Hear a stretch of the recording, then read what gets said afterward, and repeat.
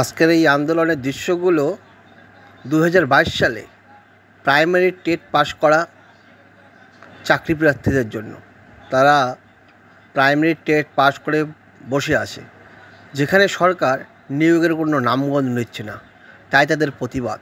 সেই প্রতিবাদে তারা সামিল হয়েছে এবং পুলিশ তাদের উপরে ধস্তাধস্তি করেছে।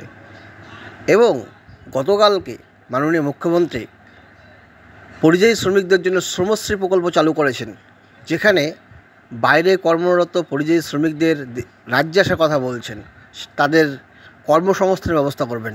কিন্তু রাজ্যের যারা শিক্ষিত চাকরি প্রার্থী, যারা চাকরির সব ধরনের এলিজিবিলিটি অর্জন করে বসে আছে, তাদের কর্মসংস্থানের কী ব্যবস্থা হবে?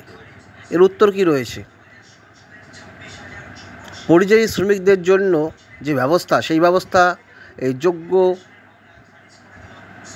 চাকরি প্রার্থীদের জন্য করলে সবার মঙ্গল হবে। আপনারা কি মনে করেন? কমেন্টে জানাবেন। ধন্যবাদ।